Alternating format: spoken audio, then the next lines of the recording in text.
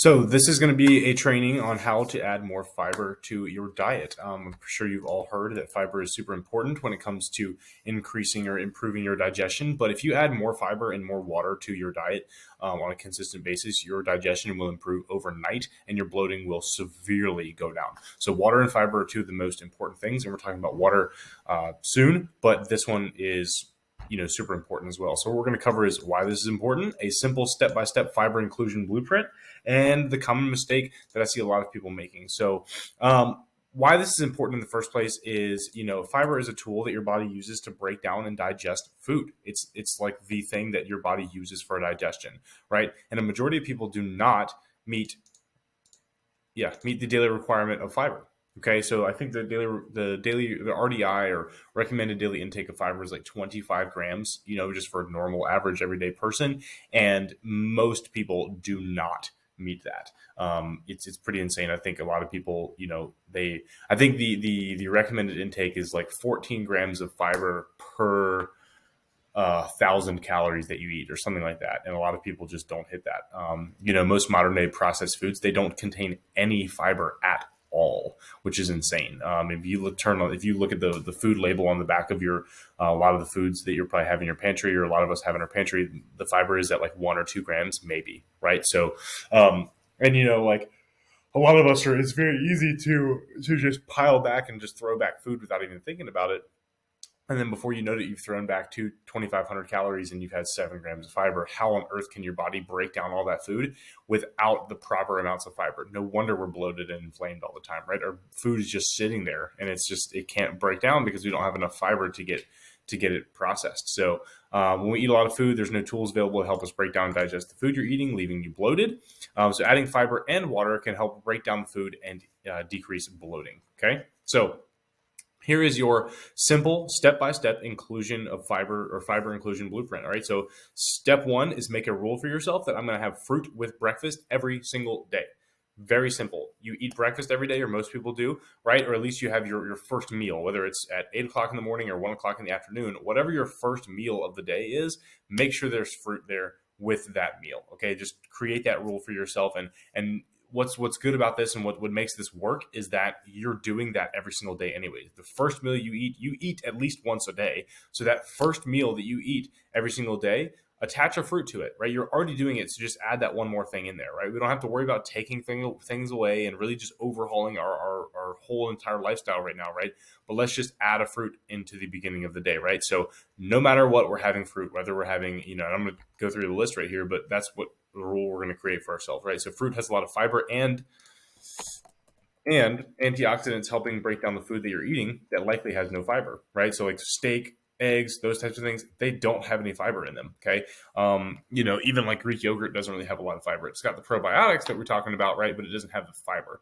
So another reason this is easy is because fruit is also very tasty and it's easy to eat in the morning because most people like to eat fruit in the morning. It's sweet, right?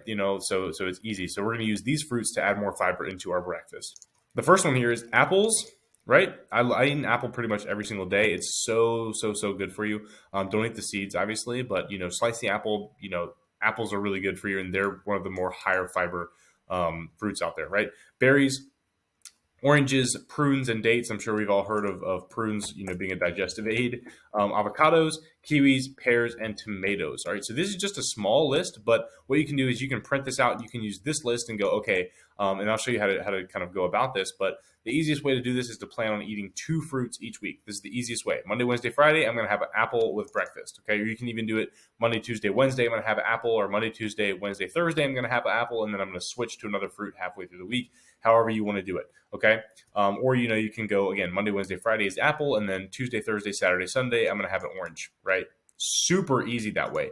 But again, what this is about is creating that rule for yourself. You can't just say it. You actually have to start doing it. Okay. So if you just tell yourself, all right, I'm going to have a fruit every single day with breakfast. And then you go to the grocery store, stock up on some of these things. That way there's no excuse. They're sitting there, they're staring at you. They're in your fridge or they're in your fruit bowl or whatever. And it's easy to just grab and pick something up like that. Okay. When it comes to oranges, the little cuties, the easy peel ones, those are so super easy. Okay.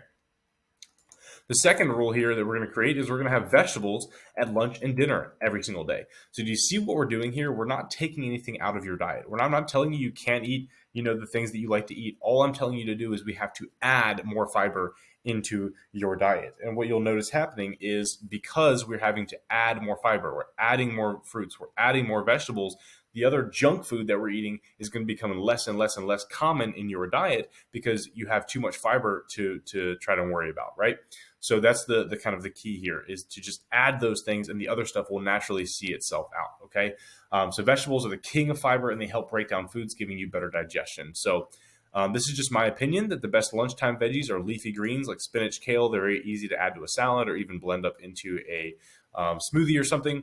Broccoli is extremely easy to meal prep. It's probably one of the better tasting vegetables, I think.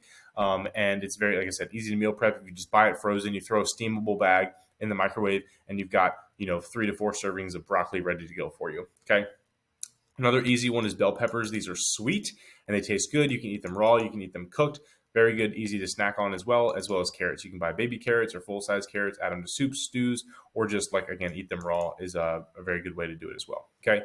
Speaking of raw vegetables, so raw vegetables are great, but because vegetables don't have like for example, animals have claws and teeth and defense mechanisms, right, to keep predators from attacking us. Vegetables don't have teeth and claws and those types of things. So they actually have built-in defense mechanisms inside of their plant, pretty much, that keeps things from harming them. Okay, so when you eat a raw carrot or a raw piece of broccoli, those defense mechanisms are still kind of there, and it makes it harder for your body to break down and get all of the nutrients out of it. So cooked vegetables are much, much, much more easily digestible and easy to get the nutrients out of them. So if you're thinking, okay, well, I want to eat raw vegetables because that's the most pure form or whatever, no. Cooked vegetables are much, much, much, much better because they're easily digestible and your body doesn't have to fight through these walls and these defense mechanisms that the vegetables have built in for themselves. So keep that in mind as well, okay? The best dinner time vegetables, this is again my opinion, just because these are kind of a little bit more like restaurant-y, I guess, vegetables. So this is kind of why I chose them. Asparagus, Brussels sprouts, broccoli, and green beans. Very simple. You can see a lot of the vegetables on here are green because the greener vegetables have more fiber, more nutrients, and usually less calories. So try to stick with those. And again, follow the exact same rule of thumb when it comes to the fruit with the vegetables. So say for my lunch this week, I'm going to have broccoli Monday through Thursday, and then Friday through Sunday, I'm going to have, bell peppers, whatever it is, right? And then for dinner this week, I'm going to have asparagus for Monday through Thursday. And then, Friday through Sunday, I'm going to have green beans with dinner. Set these things for yourself. Don't just say, oh, that's a nice idea, and then move on, right? This stuff is the stuff you need to actually start applying. So go to the grocery store, have a couple of these things on hand in your fridge, and use them, okay? So lastly, here's some common mistakes I see. I went through one already, which I'm going to add in here just because I kind of thought about it on the fly, is eating raw vegetables. I know I spelled that wrong, thinking they are better than cooked, right? We kind of already went over that. Make sure you're cooking your vegetables. Again, like a raw baby carrot or something is not the end of the world, but cooked vegetables are better for your digestion than the raw form. Okay. Another mistake is eating too much fiber, which can actually lead to further digestive problems because it does take your body a while to kind of break it down and use all of the fiber up. It takes a little bit.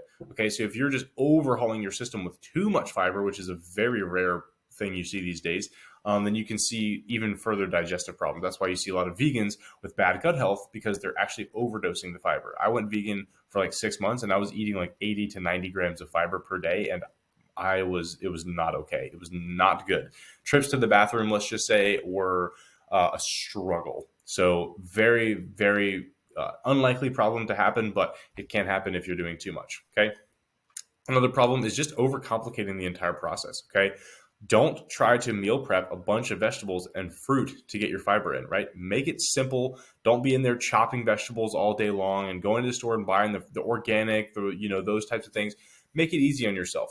buy frozen vegetables and stick with 2 to 3 staple ones. Okay, so say this week I'm going to have broccoli and asparagus. Boom, go to the store, get a bunch of frozen broccoli, get a bunch of frozen asparagus, bring it home, pop it in the microwave, and you're done. Stop thinking this has to be a complicated process. It does not have to be complicated. Okay. And then the last thing I've heard more recently is people just taking fiber supplements instead of just eating more fiber, right? Fiber supplements are expensive. Vegetables like potatoes, broccoli and carrots are super cheap, right? And your body recognizes them a lot more than it does fiber supplements. And these supplements are going to come with a lot of gums. They're going to come with a lot of preservatives. They're going to come with sometimes added sugar, flavorings, those types of things. So go for the natural stuff here. With the potatoes, the broccolis, the carrots, the leafy greens, the spinach and the kale is a really good one to add. These are really good. Okay, so try to add those. But again, just review this document again if you need to, and let me know if you have more questions about it, and I can always help you and go into some more detail if you need me to.